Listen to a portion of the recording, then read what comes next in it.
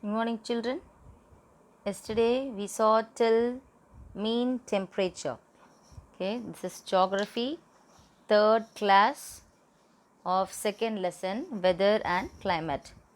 So we just stopped till mean temperature, and today we are going to start from heat zones of Earth.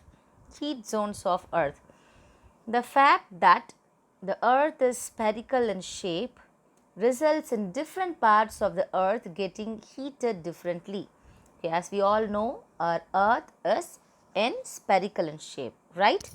Because of this, the different parts of the earth gets heated differently. We'll see how, right? Based on the heat received from the sun, earth is divided into three. Earth is divided into three heat zones. What are they? Torrid zone, temperate zone and frigid zone. What are they? Torrid zone, temperate zone and frigid zone. We'll see it in detail. First, torrid zone. It is a region between the Tropic of Cancer and Tropic of Capricorn. Yes, now this picture shows. So, torrid zone lies between Tropic of Cancer and Tropic of Capricorn. See, Tropic of Cancer, Tropic of Capricorn. So, the red color indicates, equator, that is tropical region. Okay. So, torrid zone lies between Tropic of Cancer and Tropic of Capricorn. This region receives the direct rays of the sun and gets the maximum heat from the sun. So, this region receives the direct sun rays from the sun. And this area, so okay, this area will be most hot place. Okay. This zone known as the torrid or the tropical zone. Torrid or the tropical zone. Which zone? Torrid zone. Okay, once again we'll go through. The region is between Tropic of Cancer. So, this torrid zone is between the Tropic of Cancer and Tropic of Capricorn. Okay, and this area, okay, this region receives the direct rays of sun and gets the maximum heat from the sun. It gets the maximum heat from the sun. Got it? Here, this area, okay, receives maximum heat from the sun. This zone is called as what? Torrid or tropical zone. I hope you have understand this. So, this is the picture of torrid zone map. Okay. Yes. Equator, this area is called as equator or tropical area. Okay. So, this area is Tropic of Cancer, Tropic of Capricorn, and here we call it as polar, North Pole, this is South Pole. Yes. Next, temperate zone. This zone lies between the Tropic of Cancer and Arctic, just a minute, Arctic Circle in the northern hemisphere, between the Tropic of Capricorn and the Antarctic Circle in the southern hemisphere. This zone gets the slanting rays of the sun and the angle of the sun's rays goes on decreasing towards the poles. Thus, this zone experiences moderate temperature. This zone experiences what temperature? Moderate temperature. We will just see it in the picture. Temperate zone. So, temperate zone, see, it lies, temperate zone lies between the Tropic of Cancer and Arctic Circle. So, this is Tropic of Cancer, see, Tropic of Cancer, and here frigid zone is the Arctic Circle, North Pole we'll call, isn't it? Okay, and next, this is northern hemisphere And next, Arctic Circle in the northern hemisphere, and between the Tropic of Capricorn and the Antarctic Circle in the southern hemisphere. Here it is Antarctic Circle and Tropic of Capricorn. Okay, both the side. Temperate zone is in both the side. Northern hemisphere, southern hemisphere. In between, what are there? Here it is in northern hemisphere, it lies between Arctic zone and Tropic of Cancer. In southern hemisphere, it lies in the Antarctic Circle and Tropic of Capricorn. Next, this zone gets the slanting rays of the sun, and the angle of the sun's rays goes on decreasing towards the poles. Yes, next we will see one more picture. Slanting sun rays to the temperate zone. You can see here, slanting sun rays. So here sun's rays is giving slanting rays to the earth. Okay, so here is equatorial, that is torrid zone, which receives direct sunlight. Okay, and here in temperate zone, sunlight is falling slantingly, okay, slanting to that side. So since it is falling slanting towards temperate zone, the temperate zone will experience moderate temperature.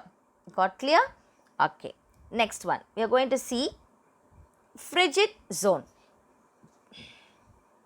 The frigid zone lies between the Antarctic Circle and the North Pole, and between the Antarctic Circle and the South Pole. This region also known as polar region. Here we can see sun. Okay, here straightly it gives sunlight to the torrid zone. Okay, so frigid zone is in the northern pole and the southern pole, extreme. Okay, it is in the extreme region. Next, this region also known as polar region. So North Pole and South Pole together called as what? Polar region. North Pole and South Pole together is called what? Solar region. Since it receives extremely low temperature, so these polar region experiences what temperature? Very low temperature, extremely low temperature. Throughout the year, these regions are covered with snow. So this polar region, North Pole and South Pole, experiences extreme low temperature due to the very slanting rays of sun. Okay, so this area is mostly covered with snow.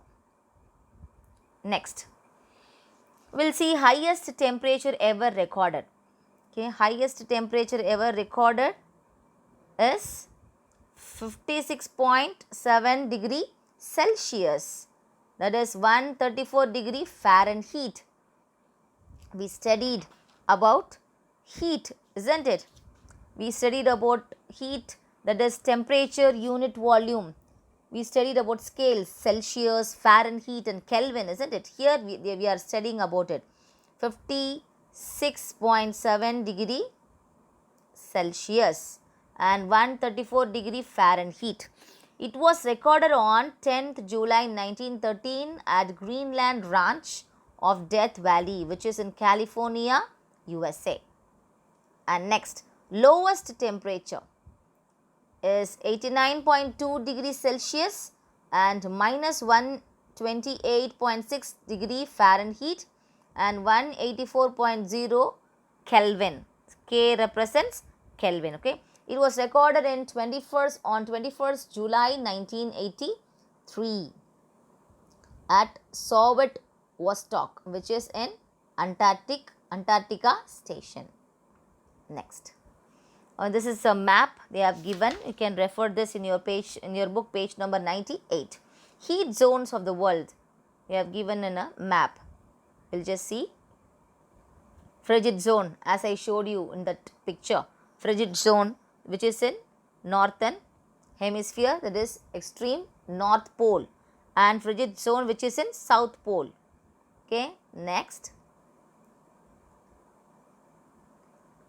temperate zone. Temperate zone which is next to it, northern hemisphere, southern hemisphere, which is between Arctic Circle and Tropic of Capricorn. And in southern hemisphere, it is between Antarctic Circle and Tropic of Capricorn. Got clear? Okay. Here is torrid. Where is torrid zone? Torrid zone is in the center, which is the region which is extremely hot due to the direct sun's rays. So, this is called as equator. I hope you all understood this. Next, coming to rainfall. Rainfall is a liquid water in the form of droplets that have condensed from atmospheric water vapor and then becomes heavy enough to fall under gravity. Rain is a major component of the water cycle and is responsible for depositing more of the fresh water on the earth. It is the source of water for all purposes. There is a close relationship between the temperature and rainfall distribution. Generally, rainfall is high in the equatorial region and decreases gradually towards poles. Rainfall is measured in rain god. Okay, we'll see now. So, rainfall is very essential for us, isn't it? So, it is very useful in many reasons. Fresh water is very useful for us in all the purposes. We use in different ways, isn't it? And we have this rainfall is just having close relationship between temperature, okay, and rainfall distribution. So, generally rainfall is in high in equatorial region. Equatorial region is torrid region, which is very extremely hot. Okay, that region rainfall is very high, and in polar region gradually it gets reduced. Okay, and measuring the rainfall is with rain gauge. Here they have given a picture of rain gauge in your book, page number 99. And here is a picture of decorative rain god. Decorative rain god I have taken from net for you to just show decorative rain god. And next, simple rain god. Even you can make at home with a small plastic bottle using long size scale. Okay, this is how they measure rain. Measuring device, funnel, overflow cylinder. Okay, this is how they measure. Next, air pressure. So, what is this? Aneroid barometer. We will see what it is. Here are another picture, aneroid barometer, and this is how it looks inside. Pointer, spindle, lever, vacuum chamber. So, this is how it is inside, how it is functioning. Okay, next. Yes. The weight of air above a given area on the earth's surface is called atmospheric pressure or air pressure. Atmospheric pressure or air pressure. Yes. The air pressure is measured by barometer. The air pressure is measured by barometer. The standard air pressure at sea level is 1013.25 MB. At the Earth's surface, the pressure is 1.03 kg per square centimeter. 1.03 kg per square centimeter. The variation in standard atmospheric pressure is found both horizontally and vertically. So, both horizontally and vertically they find the atmospheric pressure, that is variation of atmospheric pressure. Based on the level of pressure, it is categorized into low pressure and high pressure. Low pressure area is an area in the atmosphere where the pressure is lower than its surrounding areas. In this situation, the wind from the surroundings blow towards the center of low pressure. High pressure in an area of atmosphere where the barometric pressure is higher than its surroundings area. In this case, the wind from the center of high pressure blow towards the surrounding low pressure areas. Okay, low pressure system is marked as L. Low pressure system is marked as L on the weather map, whereas high pressure is marked as H. And where the high pressure system is marked as H, low pressure system are also called as depression and cyclones. Low pressure systems are also called as depression and cyclones. High pressure system is called as anticyclones. So whenever we see weather report in news during rainy season, they say low depression has formed and we are expecting heavy rainfall or cyclone, so and so, right? So when low depression forms, we can expect what? Cyclone or heavy rainfall.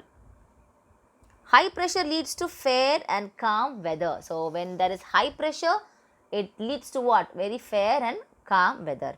Isobar is used to show the distribution of air pressure. So isobar is used to show the distribution of air pressure. Next, highest pressure ever recorded. Highest pressure ever recorded was at Agata, Russia on 31st December 1968, which was, the pressure was 1083.8 MB. Then lowest pressure ever recorded is 870 MB, which was recorded at Typhoon Tip near Guam, Mariana Island in Pacific Ocean on 12th October 1979. Next, humans are not sensitive to small variation in air pressure, but the small variation in pressure that do exist largely determine the wind and storm patterns of the earth. The distribution of atmospheric pressure is controlled by altitude, atmospheric temperature, altitude, atmospheric pressure, atmospheric temperature, air circulation, earth rotation, water vapor, atmospheric storms, etc. Next, coming to measuring air pressure. Okay children, we'll just wind up to this. Next class, I'll continue with this measuring air pressure. So take care, go through the question answer what I have given and go through the lesson. Be safe. Thank you children.